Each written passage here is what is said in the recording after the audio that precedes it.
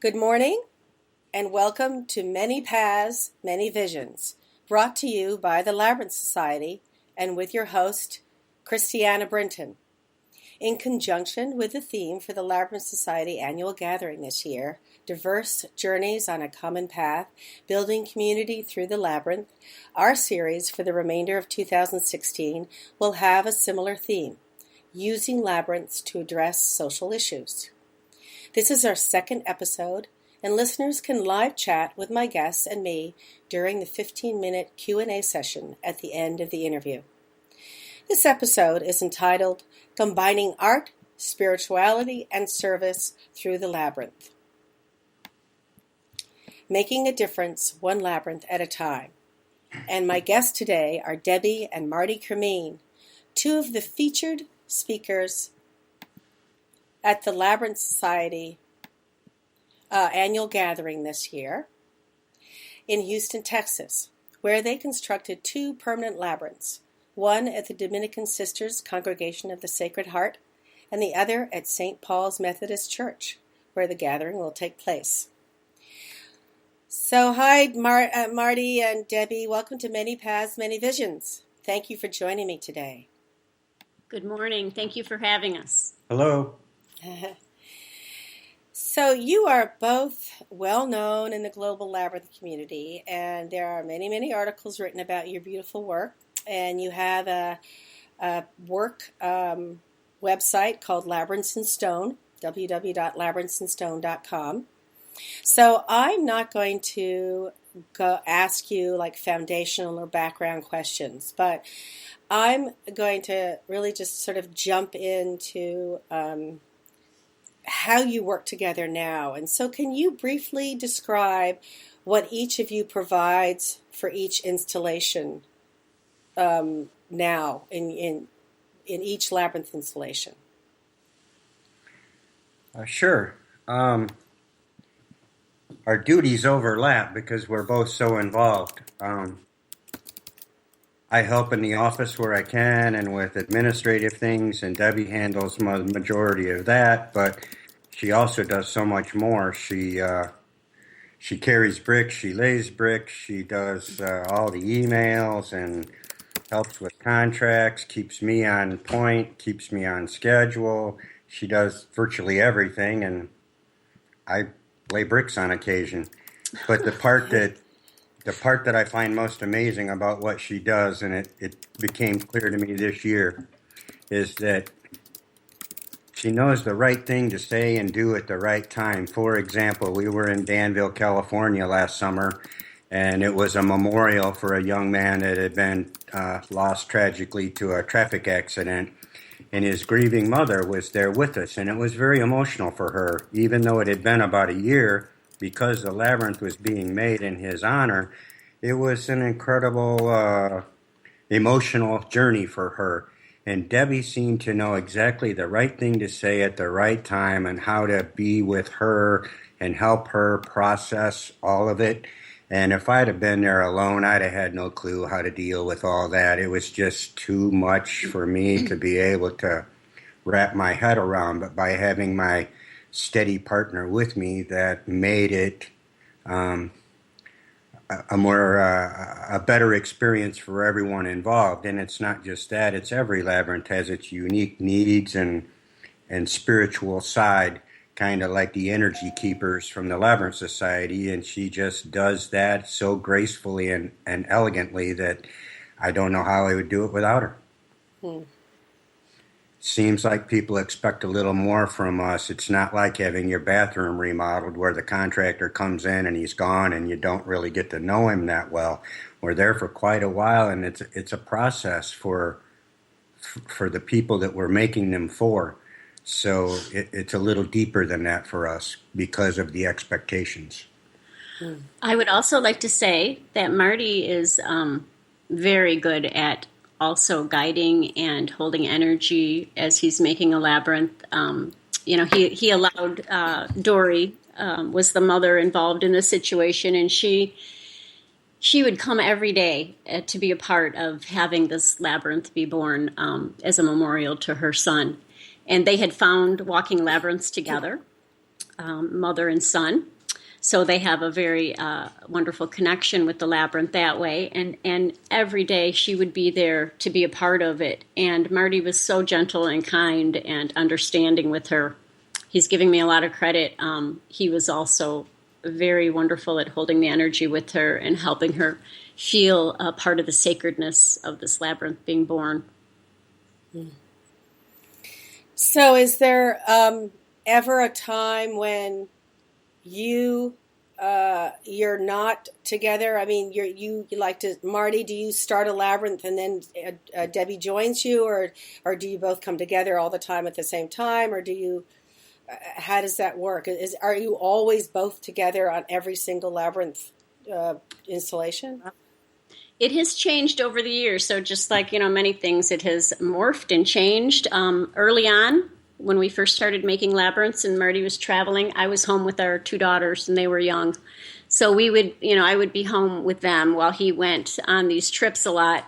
We would join him when we could, but with school and dance classes and friends and, social life, it was hard to drag them away very often. So there was many times that we were at home raising the girls while he was making a labyrinth someplace. Now that has shifted and changed. Now our girls are older and on their own more. So now I can join him when it's needed. And actually Merlin, our little dog, and I would both come along with him on projects and help in whatever way that we can. So things have changed and shifted a lot over the years. Pretty much every combination of come partway through, come for the whole time, not come at all. Any variation you could think of has probably happened over the 80-some labyrinths we've made. So that's what I was wondering. So when did you get us? Was it right from the get-go, Marty, and Debbie? Did you sense that there was more than just putting a labyrinth in the ground to the customer's expectations or specifications right from the get-go, or was this a gradual thing? Did this sort of weaving of art and spirituality and service, because you're providing a service for this person? I mean, this is a monument to her son in this specific instance you were talking about. So was this it just sort of happened organically, or was there one event that really focused this weaving of all these pieces together for you? I think that maybe each and every one of the labyrinths is a learning experience, but I remember a particular instance before the first labyrinth that we made in Naperville, Illinois. We had a small crew of fellows that worked with me, and we were at a large residential project that we did in the 80s and early 90s. I was sitting on the porch with this drawing, a CAD drawing that had been sent to me from a guy in Carolina that I found out later was inaccurate, a CAD drawing of a shark labyrinth. And I remember spreading it out on the deck and calling the guys over and showing it to them and telling them, this is really, really important. I don't know why, but I know that it is. And then that same project in Naperville, while Marty was building that labyrinth, and our daughters, we would go and spend, the weekends there and after school at the labyrinth with him while he was creating it. And I witnessed a lady walk up to the fence. They had it all fenced off, and she was crying. She just had tears rolling down her face. And it was just amazing to me that she was having such a moving experience watching the birth of this labyrinth, and we didn't know what it was. In fact, at the time, it was called the Dramanon. She brought us gifts. She brought us jewelry with labyrinths on them, and she brought us a poster for us to frame, and she was very moved by the process. And so that's really what opened my eyes to knowing there's something here that is way beyond what we can even imagine, to be moving her to tears like this to see one being made. She told us a story when we were there. She said, bear with me while I tell you this. She said that it's going to have a huge impact on people's lives. And at that point, it was just a really complex geometric puzzle for me, being the first one we had made. And she said that if one person a day comes to the park and walks this labyrinth and goes home better for the experience, just simply one a day, that's 365 people a year. And if you multiply that out, how long will the labyrinth last? Maybe 100 years, she says. So then you do the math. You're looking at 365,000 people having their lives altered in some positive way, better for the experience. And then she said, how many labyrinths are you going to make? I said, I have no idea. I'm not even sure I can complete this first one. And she said, trust me, you will build more than 100 in your lifetime, which seemed pretty astronomical to me at the time because this was the first time I'd ever heard of it. She said, trust me, you'll build more than 100 in your lifetime. And if you do the math, 100 times 365,000, you will have an impact on people's lives. So that was probably the point for me that it rang true, that it was a very important thing to be doing. So much so that to the point where, there's been times where it's been tough and it's been like, are we going to keep on this path, or is it, what are we going to do here? And it really keeps us going many times just to have the experience of seeing how it helps people. It keeps us on the right path of moving forward, even though sometimes it's pretty tricky. And you mean that in terms of income, because this is your primary source of income, is it not, Marty? I mean, has it picked up? I mean, have you seen an increase in the desire to have labyrinths from all sectors of society than it used to be? Yes, there's been a great blossoming of labyrinth enthusiasm, in part to Labyrinth Society and Veritas and it's itself, actually. I mean, you don't really have to sell it. It does its own thing. But I forgot the first part of the question. Say that again. Well, I just wanted to know if this was because this has been tough because it's your source of income. I mean, when in the beginning, nobody knows you, nobody knows what these are. The Labyrinth Society was just starting out too. Veritas, it hadn't grown to what it is today. So I can imagine. Yeah, it's been our only source of income since '98. So it's not just a major one; it's the only one. Mm-hmm. So Debbie and I both worked very hard at it to make it successful since '98. But it has definitely grown in enthusiasm. But yeah, what she was talking about was financially. There's ebbs and flows. There's times when we have a backlog of 6 of them that's, a year and a half worth of effort. And then there's times when we'll go 6, 8, several months without hearing from anyone. So it tends to go in bunches and ebb and flow in an inconsistent manner. Not like the tide that you can count on.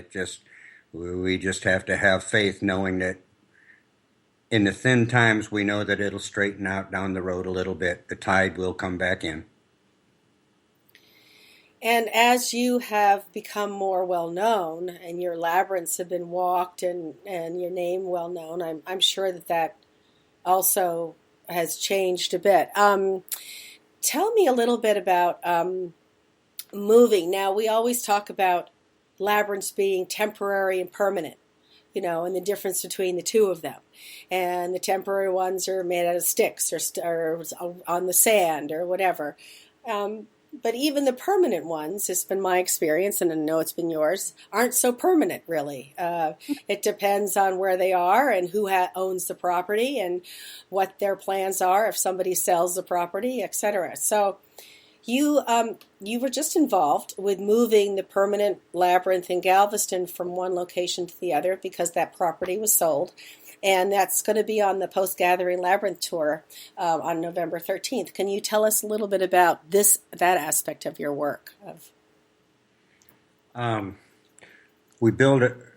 Our intention when we put them in is to make them permanent and not be able to be moved. But because of this specific instance that you mentioned, and all the effort from Kay Sandor and her wonderful group of on her committee, they just simply weren't going to let this labyrinth that was at the Episcopalian Chapel at the University of Texas. They just weren't going to let it be destroyed. The property was sold. They talked the developer who bought the property into giving them time to try to find a home for it. They went to, committee meetings from everything from city council to the Rotary Club looking for any kind of help, answers, thoughts, anybody to help them save it. And eventually they found a Methodist church on the other end of town, decided that they would like to save it for the city of Galveston. So it went from an Episcopalian property to a Methodist property, which I find as cool as can be. But even more than that, to me, is the fact that there was citizens in the community that just simply would not let this thing go. They were going to save it one way or the other. And it took them a long time to do it, but they did indeed save it. Probably the most unique thing about it was created originally in the very early days of our labyrinth construction. So it wasn't quite as accurate and precise, and I wasn't as knowledgeable about the subject then as I am now. So in the instance of moving it, I had to recreate the flaws flawlessly. There were no extra bricks. There's no extra anything to work with. These are the pieces. They need to go back exactly where they came from. So it was flawlessly recreating flaws, which was pretty difficult to do. I'm really not looking forward to doing it a lot of other times. Hopefully they'll all stay where they're at. I see. How long did this take you? We thought it would take 4 weeks, and it took us 6. It was a really involved process. I had a friend of mine who's really talented and very thoughtful about things come and help me, and we work well together, and he helped me. Dave is his name, Dave Keller. He helped me take it. We literally made one Bobcat trailer trip a day. We picked them up, placed them exactly where they came from on the trailer, took them to the other end of the island, and then put them back exactly where they went. But because there was sand and sealer and all sorts of things stuck to the side, we had to literally clean every brick, all 4 sides of every brick. Something like 17,000 pieces had to be cleaned. Wow. Oh, my golly. Wow. Yes, I can see why you don't want to have to do that again. No, not really. I hope they all just stay home. Right. I mean, I would do it rather than lose one, of course, but it would be nice if they could all just remain in their happy homes. Yeah. But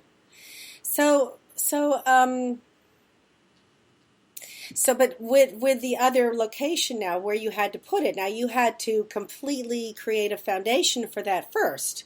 So you had to do all that work first. All the prep work at the new site had to be done before we even picked up a single brick. Right. So that we could take it over and immediately put it in place. Right. And then you put sealer on top of it and the rest of it once it was in place. Yes, as a matter of fact, when we left, it looks brand new. It looks really nice in its new home. And the proudest moment of it all is that the people in Galveston still have it to enjoy. They keep it open and available. It's in a nice little gated sanctuary place that they keep the gates open and have a security person there most of the time. And it's just a really nice home for it, and it's open for everyone. Now, did they have any kind of ceremony when this happened, or did they invite the so how did the community? I know you talked about Kay Sandor, but how did the community support you? Were they there during the process? Did they help? Did anyone help, or did they have a ceremony or anything like that once it was in place? There was a few small ceremonies during the process, but the part that stuck out to me the most was when we would go to get our to-go food after the end of a long day when we were exhausted. I mean, virtually every restaurant we were standing in waiting to get our to-go food, because of our Labyrinths and Stone t-shirts, we were recognized as the fellas that had come to save their labyrinth. Every restaurant. You'd be standing there, oh, you're those guys that are saving it. Thank you so much. And it literally happened daily. It was a phenomenon that was created by Kay and her committee. And the local newspapers, of course, being open to telling their story. That's wonderful. Wonderful description.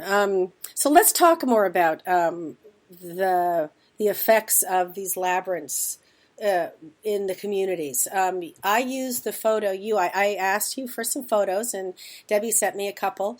And the one that I used for the image for this episode is the one of the World Labyrinth Day Pinwheel Labyrinth with the rain barrel in the center. So let's talk a little bit about that and your experiences with that and your involvement with that and for our guests here today. Well, we wanted to do something special for World Labyrinth Day in our community. So I brought it up to some people on the city and the city board. And I said I would love to do a labyrinth. I didn't know what we were going to make them out of yet, or make it out of yet. I just knew we were going to have a labyrinth. Well, there was a citywide thing going on with rain barrels at that time, all to do with being more green and, saving water and preserving. And so they were painting these rain barrels and auctioning them off and selling them around the city. And so I came up with this idea to use pinwheels because I thought it would be very fun for the children and very cost effective. To be honest with you, Marty did not like the idea. He thought, what are these windmills going to be, with these little pinwheels going to be doing? It's going to be too much energy. It's going to be too crazy. He didn't like the idea at all. But I knew it had some potential. I was wrong. So I moved forward with it, and I ordered, I think it was 600 pinwheels from Oriental Trading. So they arrived in boxes, and I opened them up, and they just had these smile faces on them, and they were so happy and cheerful. I'm like, this is going to be so much fun. So I found a couple volunteers, and Marty helped me get it painted on the grass first, and then we just took and stuck the pinwheels along the line, measured it out. I think we used a stick to measure it out with.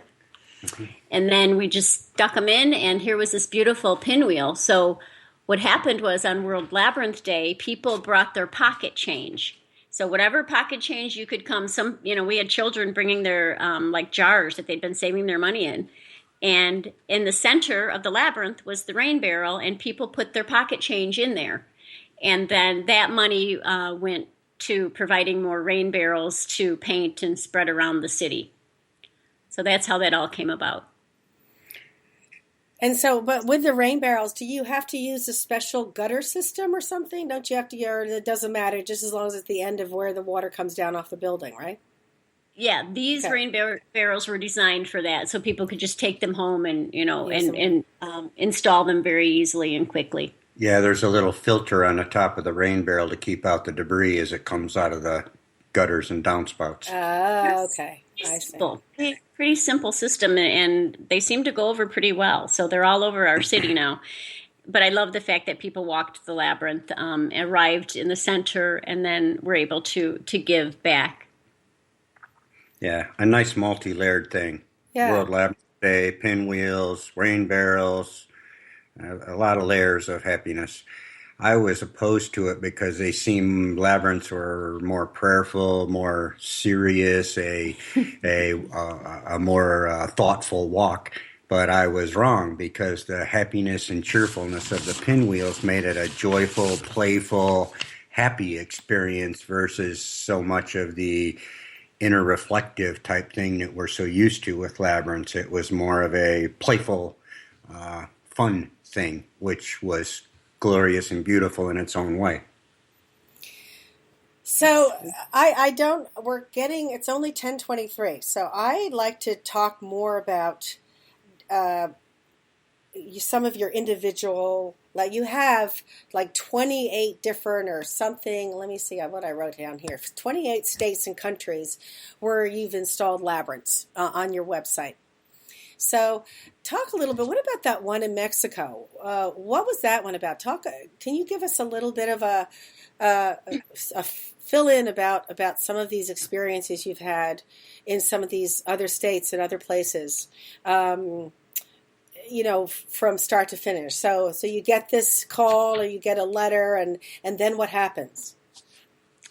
Well, the one in Mexico City was pretty unique situation because, for one thing, it's the only corporate labyrinth really for an insurance company in Mexico City, and I believe they have around 5,000 employees. And the labyrinth is there to help nurture and to keep their employees healthy, both body, mind, and spirit. And I love the fact that a corporate headquarters would, want to do that for their employees. And to me, it seems it's brilliant. If you're going to nurture and keep them happy and healthy, then they're going to be, better employees. They're going to miss less work. So they're all about that there. And the thing that sticks out in my mind, Marty made that labyrinth pretty much alone. He had one person there that they had assigned to him, but he created that entire labyrinth with not much help at all. And they honored him so much there. They took such good care of him while he was in Mexico City. It was pretty scary. Anybody that found out he was going to be in Mexico City making a labyrinth, they were like, oh my goodness, they were just, aren't you worried about him? What if? And what they did though was they did not let him out of their sight. He had an interpreter that traveled with him every place. They kept him so safe and so well taken care of.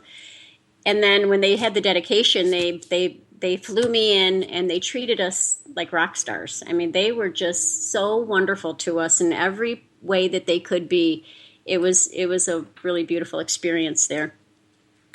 Yeah, at the dedication, there was every magazine, newspaper, virtually every media outlet in Mexico City was at the dedication. It was, when we were speaking, it was almost like paparazzi with the flash bulbs going off and stuff. It was a unexpected and unique experience. But the one thing I want to point out about it is that it was, they actually first called Robert Ferre about another labyrinth maker about making that labyrinth, and he felt that it was better suited to our style of making labyrinths with pavers and stones. So he gave us a wonderful testimonial saying that we were the best there is. When I went to the meeting in Mexico, they literally said that we were told you were the best there is. So we brought you down here to do this, and it was very nice to be so respected and honored when we got there. It really was like being a rock star. Can you? Then I had to come home and take out the garbage. back to the mundane. Can you just give us a picture? Describe a visual image of where it was and what type of labyrinth it is and the materials used. Sure. The insurance company is now located on used to be the University of Mexico in Mexico City, but after their big earthquake 20-some years ago, the university decided to rebuild, and the insurance company bought that property. So what they did in one of the sports complexes at the university, they turned it into a state-of-the-art health club for their employees, and they literally give them bonuses on their check for going to the health club. So instead of paying to go there, you get paid to go there. And right outside of that space is the labyrinth, so that your spiritual health and your physical health can be nurtured in the same place or near each other. And because they have such a diverse, the dominant Catholic religion there, but there's many types or many religions and aspects of humanity represented there, that what was decided was to put in a 7-path classic and a full chart labyrinth. So both of them are there in the same place so that you can choose which one you prefer to walk. So trying to nurture everyone, not just a specific religion. Wow. And this is brick or paver or terrazzo? What is it made out of? All pavers. The whole thing is made of pavers with clay lines. There's concrete pavers for the path and clay pavers for the lines and highlights. You can see a few nice pictures of it on our website if anyone's interested in looking at it. I think there's a photo of both labyrinths in the same frame. So you've mentioned now two different distinct things. So you have here one where the labyrinth's being used to address issues of conservation and ecology with the World Labyrinth Day. Now you have one that's addressing the issues of health and well-being in the corporate setting. So that's another great example. What's another one that you can all the labyrinths that you've made another example of how labyrinths are being used? The one that comes to mind to me first is Walter Reed, the new Walter Reed Hospital, which is nurturing and caring for our veterans and all of the people who care for our veterans and their families. The experience there that Marty had, and again, he made that labyrinth pretty much by himself. He, in fact, didn't have any help on that one. It was just amazing, the work that he did. He had to take all of his material in through the hospital to the courtyard area, which is called Angel Garden. And every single piece of material, every brick, everything, every piece of sand had to go through the busy hallway where there are doctors and pregnant women and veterans. And he created that entire labyrinth with all of that chaos around him. Wow. Being there with all of our veterans in various states of healing was a pretty humbling experience. You can't leave there and not be a changed person. You just can't. And so there's no access to this garden except through the main corridor. There's several doors into it, but you have to be inside the hospital itself. It's a very guarded place. It's where all our president and all of our senators and Congress people get their health care. As a matter of fact, I had to park about a mile and a half away because there was 11,000 contractors working on this hospital, as you can imagine. And I had to park a long ways away because they were there before I was. And it became clear to the people in charge that it was ridiculous I was so far away. So one day they made a decision that I could park in this one very specific parking place that was outside of Angel Garden, outside of a glass hallway. And I found out later the reason that parking place was always open, it's because that's where the president's limo parks when he visits the hospital. But being he wasn't there, I was able to park there. So I felt pretty honored to be able to put my pickup truck in his space. Wow. So did you, and what kind of labyrinth did you install there? It's a full replica of a Chart labyrinth with very precise details. It also has clay lines. I love the concrete pavers are a little rougher and maybe fade a little bit in the sun over time, and the clay pavers have a completely different texture and they're more bathed in color. And I think that the opposing textures and colors and the way light reflects off of them is beautiful. So I really like making labyrinths with those two materials, and that's what we were able to use there. And what color are the lines? They're clay bricks that are made of black clay, and then they have iron baked onto the surface of them that makes it look sort of like black chrome. So it kind of changes colors all the time based on what the sky is doing or what time of day you're there. In the morning you get more pinks and teal or Easter type colors, and in the evening you get more greens and blues, and at midday sun, if the sky is clear, you see a nice baby blue on it, so it's literally reflecting its environment. And so so you were asked to do this by whom in the hospital? Who contacted you? It would have been all the religious folks that chaplains and everyone that administers to the needs of the soldiers felt that there was a need for it. So that was the push that got us there. Well, they also have a labyrinth across the street from the hospital at the. Still in It's an indoor one made out of wood. It's beautiful, inlaid, and this is where the soldiers go. I'm drawing a blank. Intrepid something of for excellence. Excellence. Intrepid Center for excellence. For excellence, yeah. And they nurture everything about the veterans in there, and they have a beautiful indoor labyrinth. So they were using that before they wanted the permanent outdoor labyrinth, which actually came about from one of the chaplains, Donahue. She arrived at the hospital at Walter Reed, and there was a perfect circle that had nothing in it, and she would envision a labyrinth being there.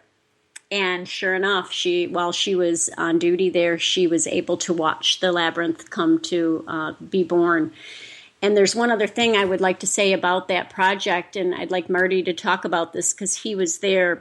They did some beautiful ceremony around the labyrinth with prayers. And they put out an email, and they asked everyone in the hospital, all the people that worked there, and also the patients and families, to write blessings and prayers on paper. And then Marty was actually able to help them facilitate a ceremony where they did a burning bowl, and they burned all these prayers and wishes, and they are in the center of that labyrinth. The ashes from that were placed in the center of the labyrinth, so they'll always be there underneath of the pavers and on top of the base material. Oh. So they'll always be there. Oh, that's wonderful. How wonderful. Yeah, it's very nice. An emotional time just being there and seeing some of those prayers and stuff was a pretty emotional time for everyone involved. Something I would like to say about that project is you talked earlier about how labyrinth enthusiasm has grown over the years. So in the early days, you would talk about labyrinths and 1 in 10,000 people might know what one was. I mean, we felt like we were really isolated, and there was very few people that really knew of them or understood them. And then 15 years later, because of the wonderful efforts, input, and enthusiasm for labyrinths from not only the Labyrinth Society and Veritas folks and every labyrinth enthusiast that's ever wanted to mow one behind their church or put one or talk about them or use them, all of their combination of efforts made it possible for us to be the ones honored enough to have our own federal government, from not knowing what one is all the way to our own federal government calling us and asking us if we can put a labyrinth right smack in the middle of their new state-of-the-art hospital in Angel Garden. That's a long ways to travel in 15 years. Yeah.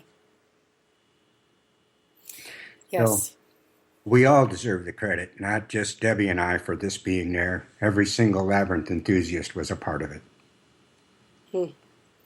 And when you are at these dedications, and when you're, did you have a veteran come up to you and talk to you or describe their experience walking the labyrinth? I know that they're using them for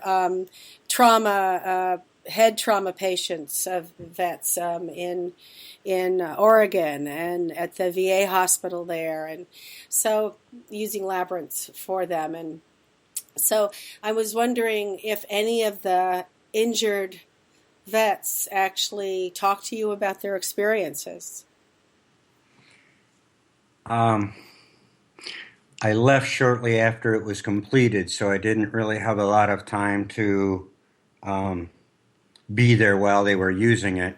And it's such a secure location that you can't just go in and hang out. You literally need to get through several layers of security to be there.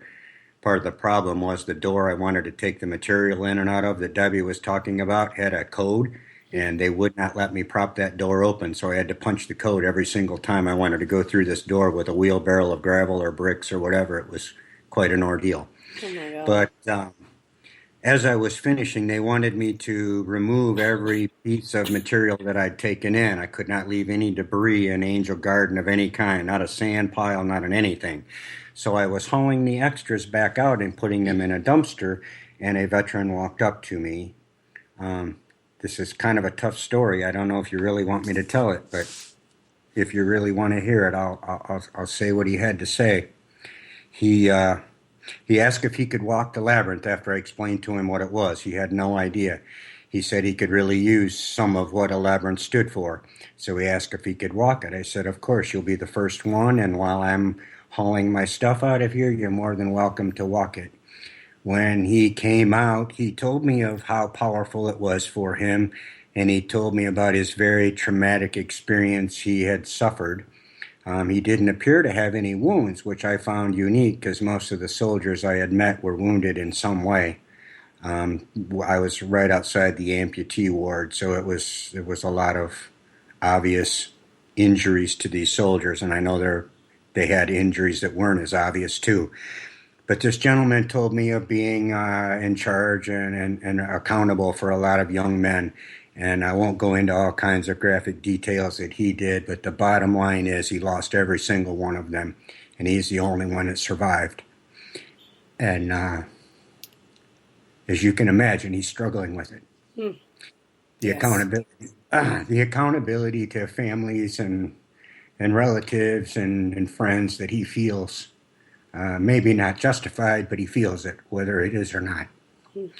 So, yeah, I'm sure it's being used in tons and tons of ways, but that was the one that I experienced, and it was profound. Wow. Yeah, aren't we blessed to be able to direct people to this wonderful tool that will take the energy and absorb it and provide something in return? Absolutely. He did express that he felt much better for the experience, and he felt like it had had a positive effect on his outlook. I'm just hoping that he was able to take that with him and have it not be the experience that he had in war not be detrimental to the rest of his life, I hope. So it's almost 10. It's 10:41. But I don't have anyone coming actually wanting to chat at this point. So let's talk a little bit about what do you think? I mean, you're in this world all the time, 24/7. Debi, I know that you do ritual and ceremony, and you are, the energy chair of the energy keepers for the Labyrinth Society, and are very involved with opening and closing ceremonies all the time. But so what do you think is the reason for this upsurge in interests over the past few years? I mean, out of just, what is your feeling about this? What do you think is why this is occurring now at this time? Well, part of what I think it is, partly, is our world has just become so crazy with technology. The internet, the cell phones, every time people have them in their hands constantly, people are being bombarded. And I think people love the Labyrinth because it's simple. It's time out. It's time out from all the craziness. It's time just to have a still moment in the center of that labyrinth that we cannot seem to find many places. And I think that people are really turning to that. And Jeff Sayward, actually, there's a quote from him, and I'm not going to remember it word for word, but it's about how throughout history, when things have become times of uncertainty, and right now with technology and everything, and that's when people tend to turn towards the labyrinth. And I feel like it just keeps increasing more and more. I know myself with technology, I'm struggling with it every day. And when I can take a finger labyrinth even and just take a minute to center myself and to calm myself, it's one of the best things I can do for myself each day. In addition to that, I'd like to add that I think if people would have known what labyrinths were 30 years ago, they would have used them.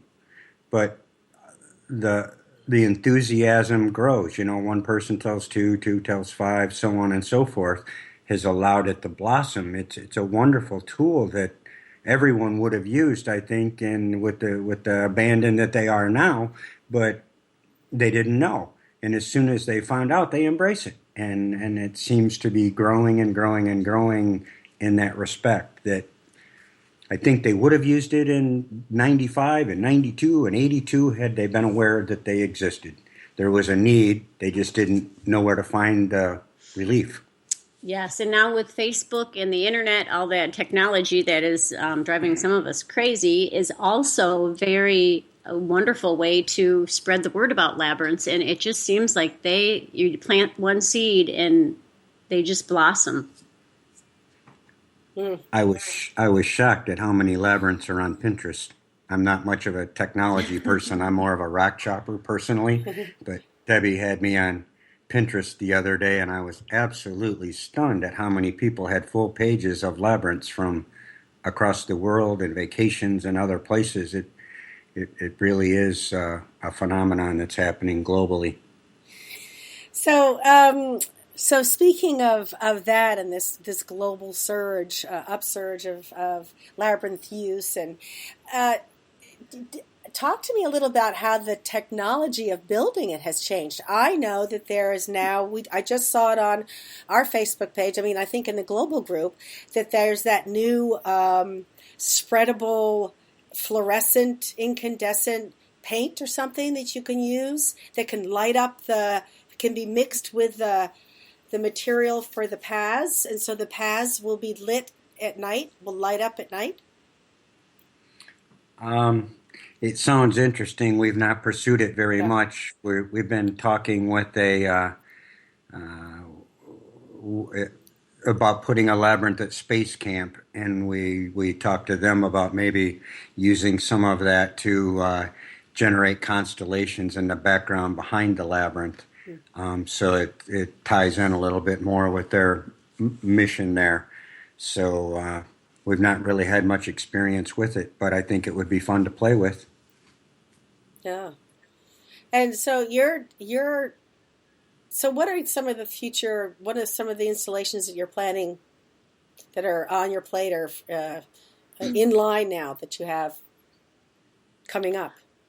Well, there's one that I would like Marty to talk about that he's working on now, and it's a really cool project from Alatri, Italy, from a fresco that Jeff Sayward has documented and he's photographed. And Marty is working on a carving, actually finishing it up right now of that. Would you want to talk about that a little bit? Sure. As Debbie said, Jeff Sayward took a wonderful photograph of this fresco that had been hidden. It's thought to be a little bit older than the Labyrinth and Chart, but it has the exact same path sequence. It doesn't have the fancy rosette center, and it doesn't have lunations, but it has the exact same path sequence. And if it's a couple hundred years older, as it's thought to be, then that maybe was a precursor to the medieval cathedral labyrinth that went in Chart. And we were in St. Helena. I couldn't think of that. St. Helena, California, and making a labyrinth at a private residence that was being created. And Debbie showed this fresco to the gentleman that we were making it for, and it's a very Byzantine image of Christ. And his wife is very big on that, so he asked if I could carve it in stone, and I said sure, not having any idea how I could do it. So I've been working on it for a long time. I actually started to make it originally a little more three-dimensional than I should have, and our client pointed out that it looked a little more Catholic than Eastern Orthodox, so I started over on the center part, and I've actually become a better artist or carver because of it, because that style of art is incredibly flat, and it's about the economy of lines. You get very few lines, you need to really make them count, and you're trying to make the image of an entire body, and you only have 3/4 of an inch of depth, which isn't even the depth of a human nose. So it really makes you sort of carve in a way that you're painting with shadows, I guess is what it comes down to. You're thinking about the shadows that the lines you create are going to make. And I think I've become a more well-rounded artist because of it. It's almost done, and I'm so anxious to take it there and hang it on the wall behind the beautiful labyrinth that we made for them at their residence in their spiritual sanctuary. I was really hoping that we would have photographs of it for the gathering coming up, but I don't think I'm going to be able to deliver it to California till right after the gathering, so that's not going to happen. But it's still beautiful, and we'll get to show it at some point. Yeah, was a member of the Trinity Labyrinth Guild of the Trinity Episcopal Cathedral in Portland, and they have a huge iconography department there. And they have many artists that spend a year creating in the school there, creating icons. And then there's every year in the beginning of December, there's an icon walk that starts in one part of the cathedral and comes into the labyrinth, and the icons are all arranged all around the labyrinth. The people walk in between the icons and have a labyrinth walk, and can stop at different places to meditate at the icon.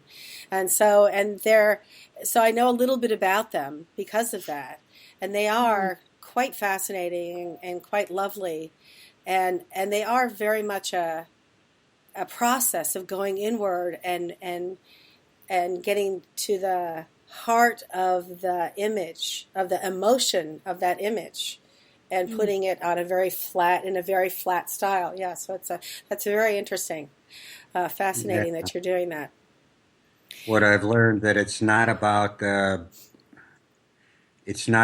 artist, and it's not about how beautiful you can carve it. It's about the story that's being told by the image.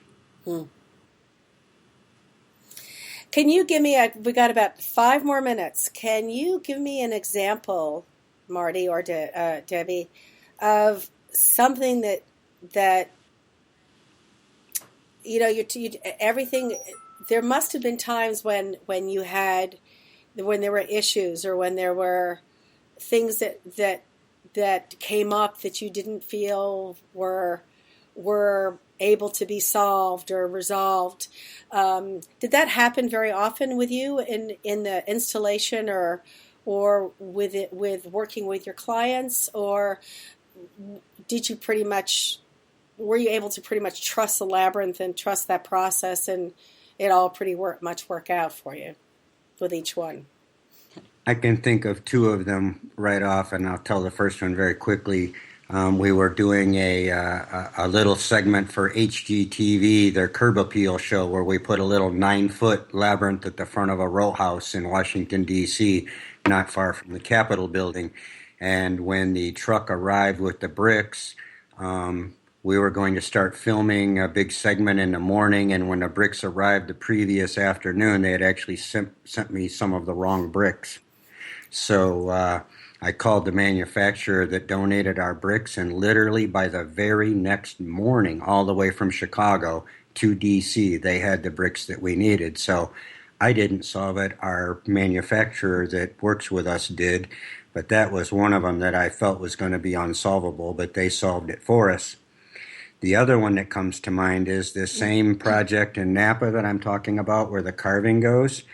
I made a mistake. I was overconfident, and I didn't rethink before I laid I don't make the center first. I literally make the inside line and the inside path first, and then go back and put in the center later.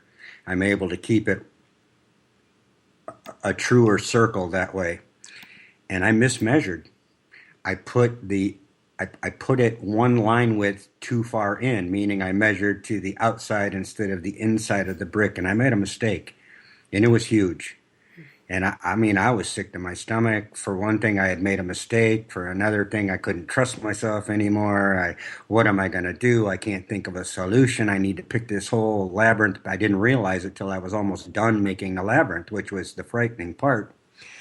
And it was a struggle. I was about to have a breakdown, and I finally got up the courage to call the client and tell them that I had made a mistake, that their center was going to be approximately 6 inches smaller than we had anticipated. And they said, so what's the big deal? We're not all about that so much. It'll be beautiful the way it is. We trust you, and do your fine work that you always do, and it'll be as beautiful, if not more beautiful, than the intention. Mm-hmm. So all my stress and worry and illness and ranting and raving and stomping around was for nothing. Mm-hmm. We just happened to have such gracious hosts that it was not a big deal in any way, shape, or form. And they've been that way throughout the entire process, working for them. From creating the labyrinth and sending their first deposit check to being patient while I make this carving. And actually, the labyrinth feels better that way. We forgot that part. Oh, yeah. It was a 7th Circuit Chart Essence labyrinth, and I've always been making the center an exact size of Chart so that it felt just like Chart, and the same path width, same line width, everything, except there's 3 less circuits on the outside.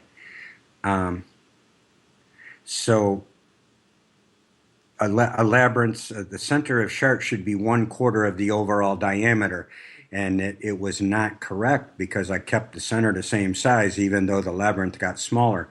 And by shrinking that center, that 6 inches, it actually looks more to scale and more proportional. So I think I'll probably make them all that way from now on.